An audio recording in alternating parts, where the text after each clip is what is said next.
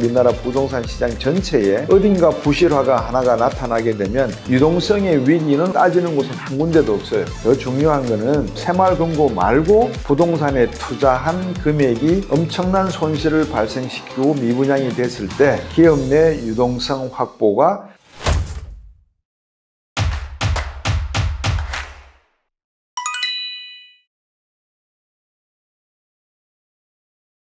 새마을금고 사태에 대한 그 내용은 올 4월 달부터 사실은 정부에서 예의주시를 하던 내용이었어요. 주요 금융, 경제 관련 부처의 회의 때마다 새마을금고의 연체율, 우리가 연체율이라고 하면 쉽게 말씀을 드리면 우리가 원리금을 상환을 해야 되는데 원리금을 상환하지 카드를 사용했다. 예를 들어서 내가 이번 달에 카드 100만 원을 썼는데 70만 원밖에 내가 상환을 못하고 30만 원은 상환을 못했다. 그럼 연체가 되잖아요.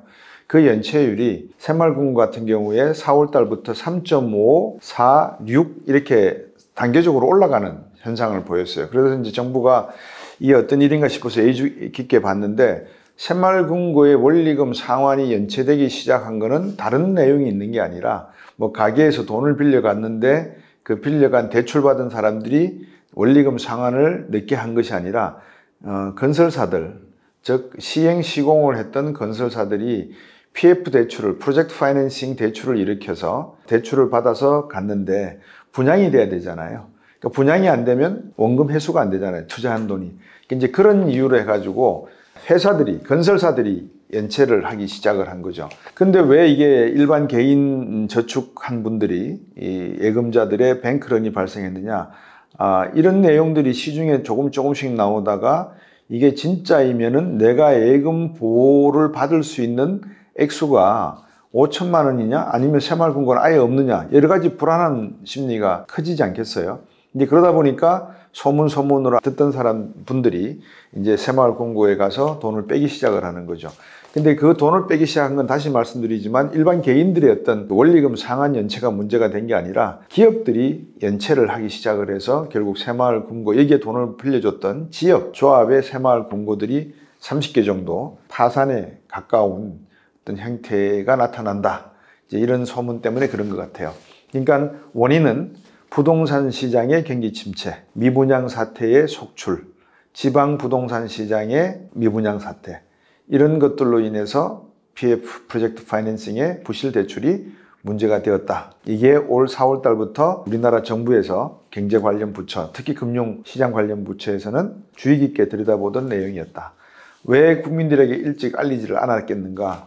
글쎄요, 일찍 알렸으면 우리 예금자나 여러분들께서 어떤 생각을 하셨는지는 모르겠습니다. 아마 비슷한 현상이 더 나타날 수도 있었죠. 왜? 레고랜드 사태 때도 많은 여론들이 일어났었고 또 흥국생명의 유동성 부족 문제가 나왔을 때도 채권과 연계해서 채권 시장의 불안 심리가 확산이 됐고요. 최근 들어서 롯데건설, 롯데캐피탈의 어떤 자금 부족 문제가 또 일어났었고요. 지난 시간에 저희들이 짚었던 CJ CGV라든지 SK이노베이션 같은 곳에서도 유동성 문제가 있어서 채무 변제용으로 유상증자를 하겠다는 내용들이 나오고 있고요. 그러니까 전반적으로 새마을금고 현상을 딱 놓고 봤을 때 이게 새마을금고의 뱅크런 사태가 개인의 어떤 일탈이나 무리한 과소비로 인해서 일어난 사태가 아니고 결국은 부동산 시장의 경기 침체로 인해서 나타난 거다. 그러면 우리나라 부동산 시장은 지금 일부 언론에서는 경기가 좋다. 다시 아니면 안정권에 다시 반등하려고 준비하고 있으니까 개인의 대출도 어느 정도 LTV나 DTI도 풀려고 하니까 지금 집을 사시라 라고 하는 뉴스도 들리는데 과연 이 말을 믿고 가서 달려들어서 사는 게 옳으냐. 아니면 일부 또 학자분들이나 전문가들 말씀하시다시피 바닥을 다지는 상태고 이게 올라갈 가능성보다 떨어질 가능성이 아직도 남아있으니까 이런 파도를 우리가 볼 때는 성급하게 뛰어들지 말고 파도가 좀 더 가라앉은 다음에 진입을 해도 늦지 않을 것 같다.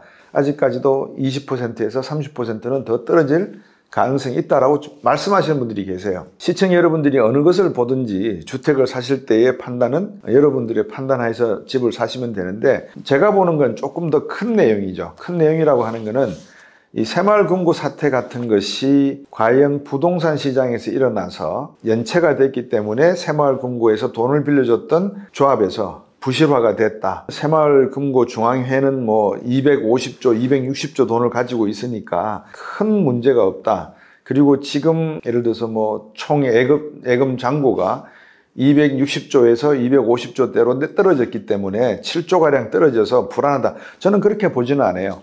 경기가 좋지 않기 때문에 소득이 많이 줄었을 거고 자영업자들이나 근로소득자들 중에서도 그러면 예금을 하던 분들도 많이 숫자가 줄었기 때문에 뭐 7조 정도 줄었다고 해서 새마을금고 전체가 어떤 부실화됐다라고는 보지는 않습니다. 문제는 어떤 전체 총액이 줄고 늘어나고가 아니고 이번 사태가 나타내는 것은 부동산 시장이 좋지 않다는 것. 그럼 이게 부동산 시장이 좋지 않다는 것은 시행, 시공부터 시작해서 우리나라 부동산 시장 전체에 어딘가 부실화가 하나가 나타나게 되면 전체가 무너질 수 있는 그 가능성이 매우 높은 곳이라는 것이에요. 무슨 말이냐? 새마을금고가 부실대출을 한 게 아니라 부동산 경기가 워낙 좋으니까 소위 시중 5대 은행은 상품들이 많아요. 팔 수 있는 상품들이 개인연금 상품도 팔 수 있고 보험 상품도 팔 수 있고 예적금도 팔 수 있고 상품들이 많아요. 근데 저축은행이라든지 보험사, 카드회사 또는 뭐 상조 이런 유사 금융사들 이제 이 금융사들은 제2, 제3 금융권이라고 해야 되겠죠. 돈을 빌려주고 대출 이자를 받아서 경영 활동을 하는데 경기가 안 좋다 보니까 제대로 돈을 빌려줄 수도 있는 것도 없는 거예요. 신뢰도를 평가를 해야 되니까. 근데 그 와중에 경기가 좋을 때 이런 2, 3 금융권에서 주식 투자를 많이 했을까요? 부동산 투자를 많이 했을까요? 생각해 보면 부동산 투자를 많이 했을 거예요. 부동산 투자를 많이 한 결과 이 팬데믹이 나타나고 어떤 글로벌 경기 침체가 나타나면서 빨리 자금을 회수를 했어야 되는데 그 회수를 하지 못한 결과가 뭐로 나타났느냐? 원리금이 제때 안 들어오는 거예요. 분양이 안 돼 버리니까. 그러니까 지방에 지금 여러분들 아시겠지만 뭐 대구도 그렇고 부산도 그렇고 부산 영도도 특히 심하죠.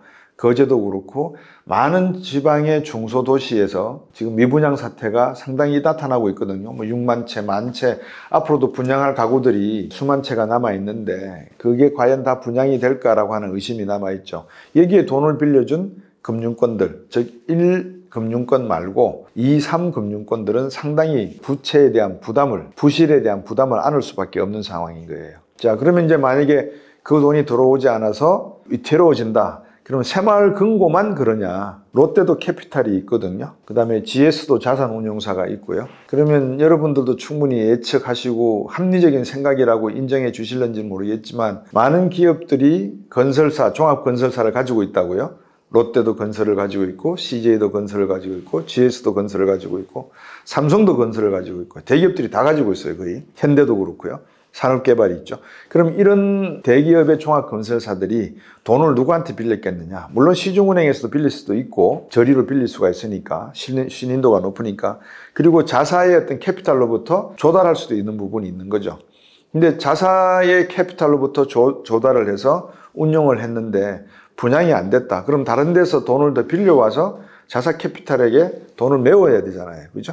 근데 그 메우는 시점과 기능이 무너지게 되면 기업 내에 GS, CJ, 삼성, 롯데 이 기업 내의 자금 회전이 상당히 어려질 수밖에 없잖아요. 이 자금 회전을 유동성이라고 하거든요. 바로 그런 것들이 지금 새마을금고 사태로 어느 정도 표출된 거 아닌가라고 하는 하나의 합리적인 우려, 합리적인 추측이 남아있다는 거예요. 그래서 정부가 새마을금고의 잔고가 수백조가 있으니까 걱정할 거 없다. 또 정부가 자세히 들여다보니까 이 문제는 큰 문제가 아니니까 걱정하지 마시고 다시 2주 내에 여러분들이 빼갔던 적금을 돌려 넣으시면 없던 걸로 하고 비과세 적금을 그대로 해드리겠다 이런 유화책을 주시는 것까지는 뭐 어쩔 수 없다고 쳐요. 근데 문제는 그게 아니라는 거죠. 국민들과 경제활동을 하는 주체들에게 분명히 해줘야 될 것은 우리나라 기업의 건설 부분이 지금 어떤 형태의 위기 가능성이 있는지 없는지, 그러니까 위기 가능성이 있다 없다의 단초는 간단해요. 충분한 유동성을 정부가 줄 수 있고 한국은행에서 줄 수 있고 아니면 기업이 마련할 수 있고 이 준비가 다 돼 있다. 내가 테스트를 다 해보니까 삼성물산 소속의 건설 부분 아무 문제 없더라. 왜? 자금이 충분히 지금 뭐 유동자금이 남아있더라. 또 롯데건설, 롯데건설도 보니까 롯데 계열사 내에서 충분히 캐피탈을 비롯해서 롯데카드까지 이런 그 금융권에서 롯데건설에 대출된 부분을 손실이 나서 상각을 한다 하더라도 유동성을 돌리는 데는 문제가 없더라. 이런 내용들이 국민들이 아셔야 되는 거예요. 그러니까 새마을금고는 그냥 처음 드러난 제가 위기 시그널이 나타난다고 말씀을 드렸잖아요. 그런 하나의 형태가, 왜냐하면 보십시오. 2008년도에도 글로벌 금융위기가 날 때도 2006년인가요? 2007년에 컨트리와이드라고 하는 모기지 회사가 있어요. 미국에. 그러니까 미국은 집을 살 때 30년 담보대출, 15년 담보대출인데 일반 은행이 이 담보대출을 제공하기도 하지만 컨트리와이드 같은 담보만을 판매하는 금융사가 따로 있어요. 근데 이런 컨트리와이드가 부도가 나버려요. 부도가 난 원인은 원리금 상환이 안 되니까 부도가 나잖아요. 그죠? 그러니까 그때 만약에 미국에서 제대로 된 대응책, 선제적인 대응을 했으면 서프라임 모기지라고 하는 상품의 위험성을 충분히 막고 내지는 피해 규모를 줄일 수가 있었다고요. 근데 이거를 처리를 안 했어요. 왜냐하면 미 상원 하원에서 거의 매일 제가 말씀드렸죠. 대외적으로는 중국 위안화 45% 절상해라. 대내적으로는 서프라임 괜찮냐. 이게 미 상원 하원의 경제 관련 상임위원회에서의 내용이었어요. 근데 우리나라 국회에서 정무위원회든 뭐 경제 관련 부처의 상임위원회에서 지금 새마을금고 사태와 관련해서 앞으로 벌어질 수 있는 유동성의 위기는 없는가를 따지는 곳은 한 군데도 없어요. 그냥 정부가 나와서 괜찮다, 돈 많다, 이거는 뭐 이렇게 막을 수 있다, 뱅크런 하지 마십시오. 제가 6천만 원 저금하는 거 보셨죠? 여러분 뭐 예금 보호 다 되니까 걱정하지 마십시오. 이게 중요한 게 아니라는 거예요. 더 중요한 거는 이것 말고, 새마을금고 말고 다른 기업들이 가지고 있는 카드사나 보험사나 캐피탈 또는 유사 금융회사들이 부동산에 투자한 금액이 엄청난 손실을 발생시키고 미분양이 됐을 때 기업 내 유동성 확보가 충분하다 하지 않느냐를 국민들께서는 어느 정도 정부의 또는 금융 관련 기관들로부터 시장의 불확실성을 줄일 수 있는 그 시그널을 원한다는 거예요. 그래서 시청 여러분들께서 언론에서 말하는 뭐 새마을금고 중앙협의회 임원들의 월급이 뭐 다른 금융사보다 뭐 많다 작다 이런 거 가지고 보시면은 아니 되고, 방금 말씀드렸다시피 첫 번째, 건설 부동산 시장이 침체해 있다. 미분양 사태가 소출하고 있다. 그래서 투자한 자본을 지금 빼지 못하고 있다. 분양이 안 되니까. 거기다가 원자재 가격이 엄청나게 올랐잖아요. 그러니까 건설 원자재 가격이 오른 상태에서 분양조차 안 되니까 이런 캐피탈사나 저축은행이나 새마을금고 같은 곳에서 원리금 상환을 못 받으니까 PF 대출에 부실이 일어나고 있다.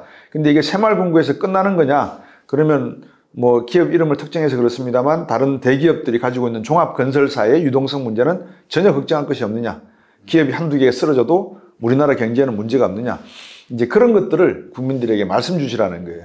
그래서 제가 왜 그러냐는 것은 미국의 서프라임 사태 나기 1년 전에 컨트리와이드 사태가 있었고 우리도 경험을 했어요. 1997년 외환위기 나기 전에 정부는 펀더멘털이 괜찮다라고 국민들에게 수차례 말씀을 하셨어요. 그런데 결국은 금가락지 팔아야 됐잖아요. 그래서 제가 호미로 막을 일을 갖다가 더 큰 걸로 막을 필요는 없지 않느냐. 시장에 분명한 확신 또는 불안감을 없애줄 수 있는 정부의 정책이 또는 말씀이 있었으면 한다는 그런 내용입니다.